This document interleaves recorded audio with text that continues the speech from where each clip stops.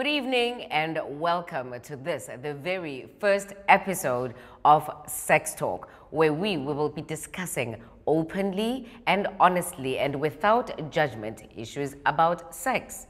Now, you would imagine that South Africa, having one of the most progressive constitutions in the world, that we're very open to talking about such issues, but we're really not.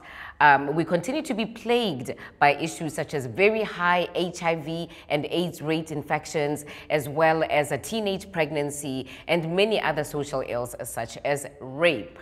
Now, the problem that we think is facing our country right now is that we're not able to share our views honestly, and that's what this program aims to do. Our very first topic this evening is all about my first time, and we went out to the streets of Cape Town to find out what your first time was like. Was it good? Was it bad? Do you remember it at all? And how do you feel about it? Yeah, my first time it was, how can I say it, was very intimate. And the person I shared like my body with, we like grew up together. Oh, I was nervous. I didn't know what I was doing. Ooh, first time got a son as a challenges is really lala. The first guy that I met, he made me very happy. He treated me like a woman. It was nice. I was outside under the stars, so I was quite chuffed.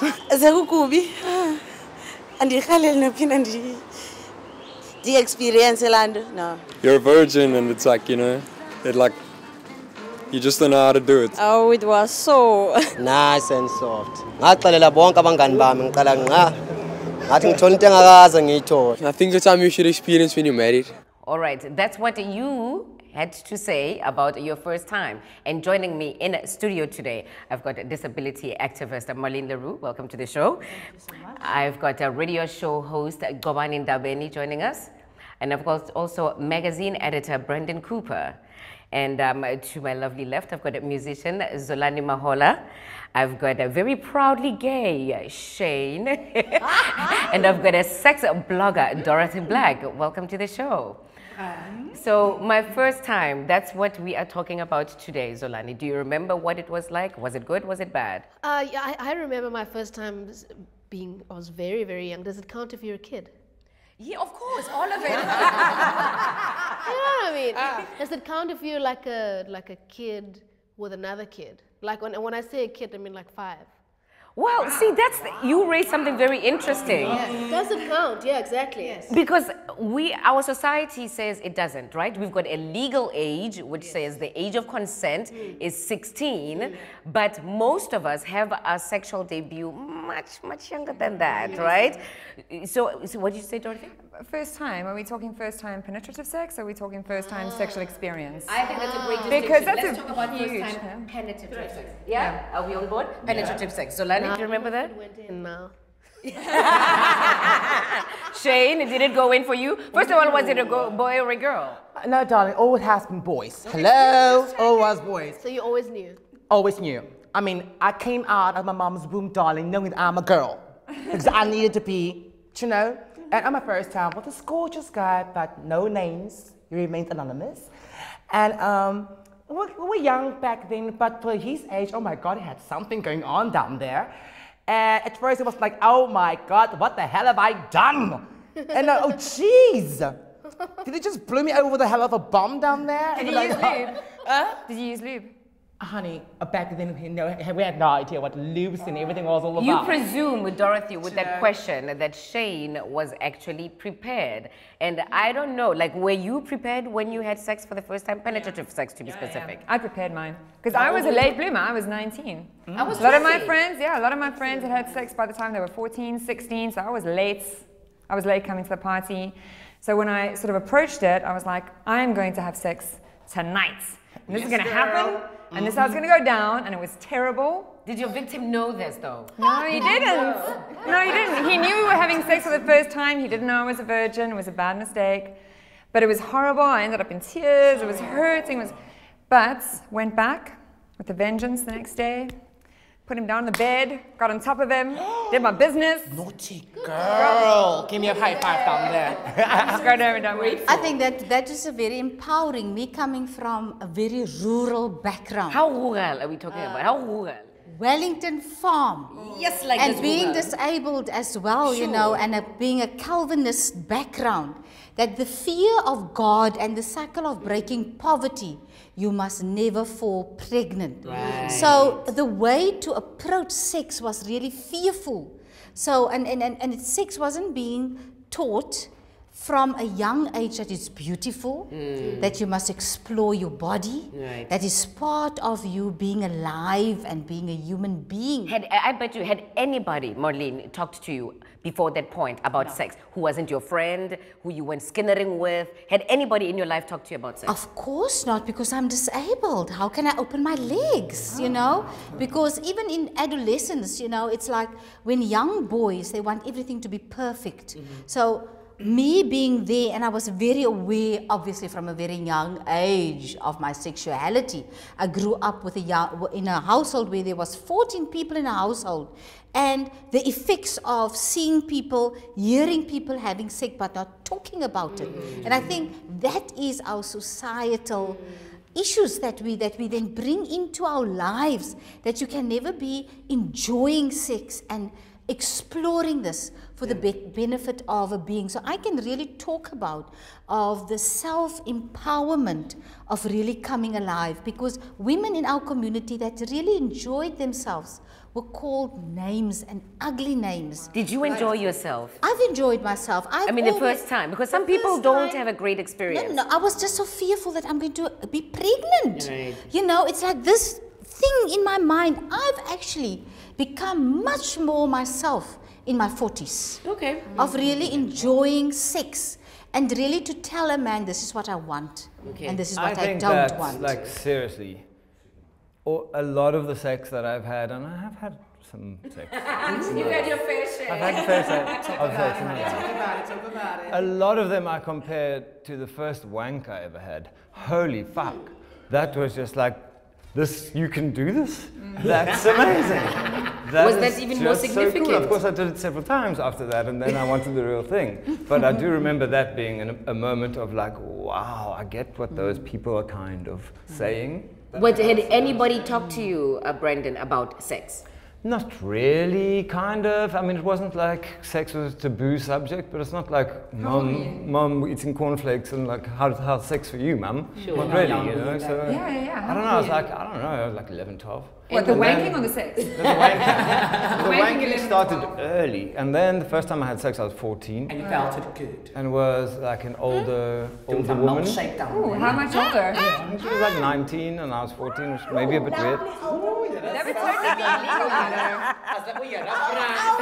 Tabani, is that what you had? I mean, what was your first time like? Was it anything like anything you had expected? And who was it, and how old were you? My first time that I credit to penetration was 18, first year varsity. And I think it was like a Thursday, got a knock on my door. You remember? I'm impressed. It was a random day. Like I'm saying, it was a random Thursday. It wasn't as awesome as like Was going it to the Puza club Thursday? and then winning and then, you know what I mean? Like Sure. it was kind of not my doing, but kind of my doing at the same time. I've always been accredited to being very slow to picking up on signals. That's lovely, the slowness. So then there was a knock on my door and she was there. So we didn't hang out like that. So I kind of clicked, but then. So she was there for one thing. Well, we weren't in the same class. We weren't in anything. And then eventually she came in. I obviously wasn't brave enough to do anything for at least 3.5 hours or so. It took me a long time. You really take your time. It took me Look, to be honest, I didn't know what she was doing there. You did it for 3.5 hours?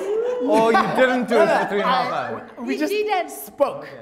Like before even foreplay. But you know what? I get it. I didn't know what she was doing there. I get it, because like you said earlier, Marlene, if she had been aggressive, I don't know what your reaction would have been. Exactly. You know, if she just opened the door and says like, come here, wazalam fanang funugu Kgomotso. No. You know what I mean? No, Like, but I was 18, so it would have been, I'll Kgomotso you back. Straight up. Like, it was probably what I was wanting. okay, does anybody have... Yes, she's here. Go, but then wait, when do I go? Do I go now? Do I wait? And did you have a good experience? Did you kiss? I had a wonderful time. Did you kiss? Did you kiss? Eventually, yes. Yes. Because I think that's the romance of everything. I think kissing there is is this book, there's this Bulls and Boons. Did you think it must happen like that? My first time was awful. Oh my God, my first kiss, he bit my lips like, he bit my lip. Like, oh, I can't do this. First time awful. You know, I was so tensed. And, you know, I was thinking about all these things, flashback, about my granny telling me, you know, it's all of those things. Right. And I think it's so important where we are in a country that to prepare ourselves, to empower ourselves about loving yourself, because it first comes by loving yourself before you can really enjoy a sexual encounter. Sure. Because it's really enjoying each other's bodies. And I think that is for me, at a very late stage, I realize what it means actually, the word making love. Hold that thought.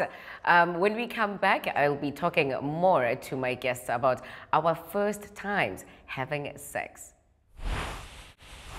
Welcome back to Sex Talk, and we're now about to discuss further as to when we talk about my first time. The big question that I have in mind for you is, did you use any protection? Condoms, pills, the sponge. In my day, we had Today's Sponge. Oh God, I miss Today's Sponge. Do you remember Today's Sponge? You don't? Do you remember Today's Sponge? No. You don't know the sponge? What is that? We'll talk about it. It's like, are you sponge worthy? So I want to know, Zolani, did you use Echo? And honestly, right? Let's assume this was a long time ago, like 25 years ago. I don't think a condom came into my experience. Nah, never mind. In the first 6 times I had sex. Yeah. It was not even a conversation. It wasn't even a thought. I mean, like you must understand that this was a township experience. A lot of kids were just experimenting, as they say. And I mean, this first time that I was talking about with this kid was a neighbor, the next door neighbor, and he was like. Did you like him? He was like 6. No, man, we were kids. We didn't even know what was going on. You know what I mean? We didn't know. And then you know, later on, it was still like early 80s, like 8. You know what I mean? And then it would be 9. 10. I mean, this is radical. This is a real township experience here, people. I'm laying it down. I mean, yeah, and it was never. I mean, I would never have thought in a million years, oh shit, we are having sex, and we must use protection. You know what I mean?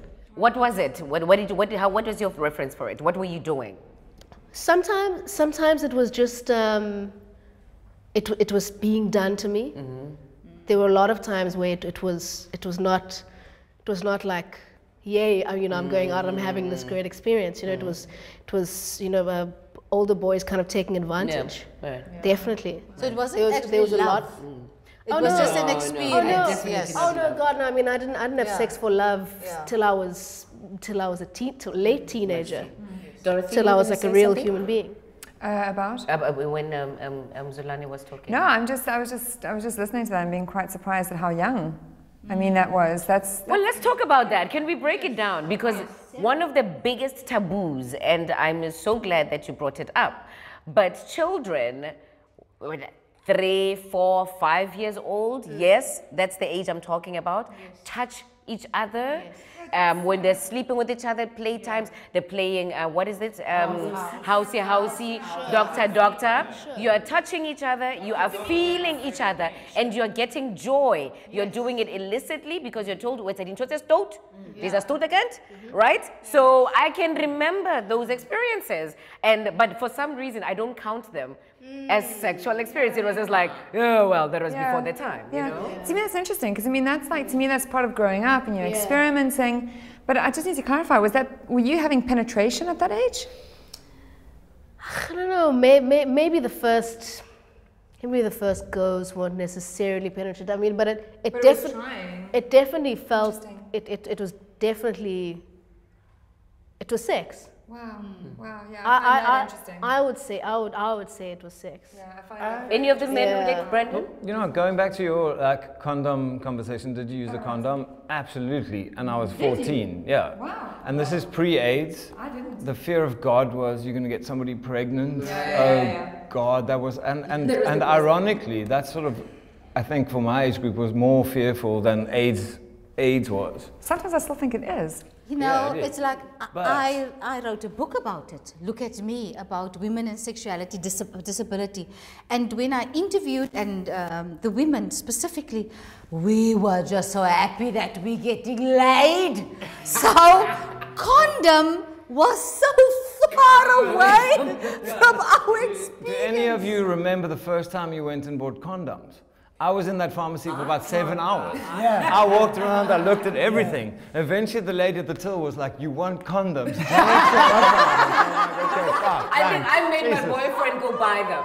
That's how chicken shit that's what I was I saying. just thought like, you go get them, even though I was the one pushing for it. Because I felt like, you know, really, I'm a late bloomer, the fear of God, of pregnancy, more than anything. My mother had just made it clear, my girl, you will not fall pregnant. So that's, I wasn't, you know, disease was secondary. And in fact, using the condom was a disadvantage because it was so dry and nobody talked to me about lubrication. Prior to AIDS, the fear was, I'm gonna have sex with this girl, and if she gets pregnant, I'm gonna have to marry her. Janine from Standard 7, I don't wanna marry her. So that was like, okay, walk around, get condoms, try and work out how you have to practice with condoms before you have sex. Yeah, and it's not as easy as it seems. Where did you get the money from?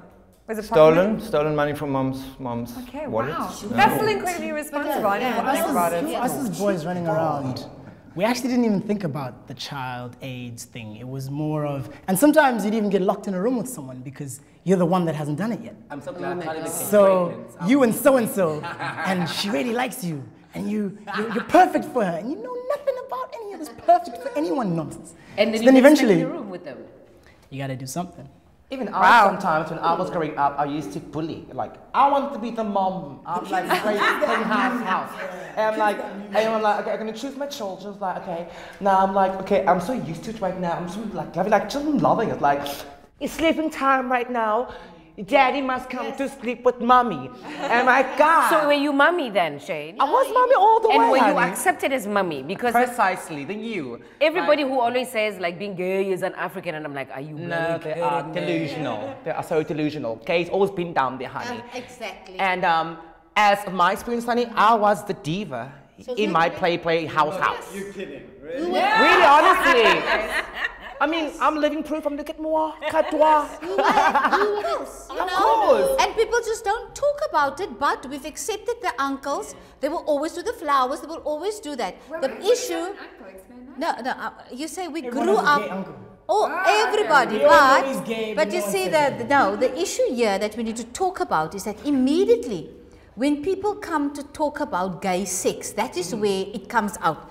People feel comfortable when you take on that the uncle does flowers or what, but when we talk really about gay issues, and this is our society's challenge that we have, then we don't want to talk about it. And these are the issues, and I'm so happy that you're saying that it's always been in our communities, it's always there, and the acceptance was high of people always being embraced. Aunties that you know that is lesbian, that we have a lot of aunties that is lesbian, a lot of gay uncles. We've accepted. And it was accepted. It was accepted immediately. When it comes to the sex part, no one wants to talk about it. But you know what's very interesting about talking about sex is it always becomes historical. It's always historical. You always talk about the first time you had sex you've had, threesomes you may have had, hopefully. It never becomes current. Like none of us are talking about the sex we're having right now. Okay, well that's because specifically mostly because I did push you into a corner where the topic is about my first time. But we hope to have many conversations about the current sex we're having. Don't go away. We'll be right back after this break. Welcome back. We're just about to wrap up our very intimate and interesting conversation about my first time. So, Marlene, in a nutshell, if you had a child or a younger sibling and they wanted to have sex for the first time, what would you tell them in lieu of the fact that you've had this experience yourself? I think first is to love yourself. is to know what you want in life. And then that becomes easy. I think first time sex is never an easy thing. It's because of giving of yourself. And I know what it was a journey to self-acceptance, being disabled, coming from a different background as well. Kgomotso, if you had a younger brother or sister and she was thinking about having sex, what would you tell her? I don't quite know when the time is right to open that gate, because I don't want to say it's something that finds you, but if I tell you about it and teach you about this thing that you should be fearful of, but you should embrace at the same time, when do I actually let you know about all of this? So I'm hoping when the time comes, as it moves along, see the signs. Maybe, I don't know, you start putting on makeup if you're a little girl, or you start asking a lot about girls if you're a little boy. But I think sex is an amazing thing, and if it finds you, I hope you've got the knowledge that, because I think the strongest tools come from everything around you. Whatever your friends are giving you is the advice that you're going to listen to, as opposed to something from me. So I suspect all that education finds you eventually. Brandon? I just think sex is amazing. It's just great. Like, we all know this. Sex is just loads of fun. And sometimes we just take this subject far too seriously, perhaps. Sex is great. What I've found is that, like, sex with people I wasn't particularly intimate with was fun, but different. Sex with my wife, who I've been with for 12 years, is amazing and doesn't have that edge to, like, the one-night stands that we've all had. And so probably monogamous sex is the best sex you can have. But I mean, I don't think we should all freak out about it. Knobbing is just fantastic. Zolani, any final words from you? Yeah, I mean, what I would say to my young sister or whatever who came up to me, I would say, as much as possible, yeah, talk about it, you know, and learn about it. Don't kind of just fall into it, and don't be forced into it as well. Empower yourself as much as you can before you take that step, and talk to me about it. Yeah. And take charge of yourself and the situation. Sure. Don't let it happen to you. Don't let it happen to you. Shane? Obviously. Oh, you're a France. Ha! I will tell you about my first time cleaning out. Listen, honey, do me a favor. Do this, don't do that. Do this, you're going to break my rules. And we don't want to listen to me, and he's been charging you very nicely down there, don't coming back and like, you battery fool. Your problem, because I warned you. And at the same time, don't come back and crying to me, this happened and that happened. It was nice when things happened. Now the man is gone. Whoo, bye-bye. Now who's fault is it? Take care of yourself, Baba. Bye-bye. That's my responsibility, because I don't have a womb. Your problem. So you, tough love kind of... Yeah, tough love. You're going to give softy, put it in the bowl, the beautiful... No, hell no. I'm not this type. Dorothy, any words of wisdom from you? I love what Zolani was saying about agency and about loving yourself and your body. I think, you know, if I had a younger sister, or if I was speaking to younger women, I think I would be telling them to learn to masturbate. Before you actually have sex, find your own orgasm before you expect someone to give it to you. Well said, honey. Well said. Well said. Well said. All the women, I'd like to say thank you very much to all my wonderful guests. Thank you for sharing, for your honesty and openness. And that's what you can expect every week on Sex Talk. So be sure not to miss us out next time. And remember to have fulfilling, consensual, and loving sex with the one that you love. Good night. We'll see you again next week.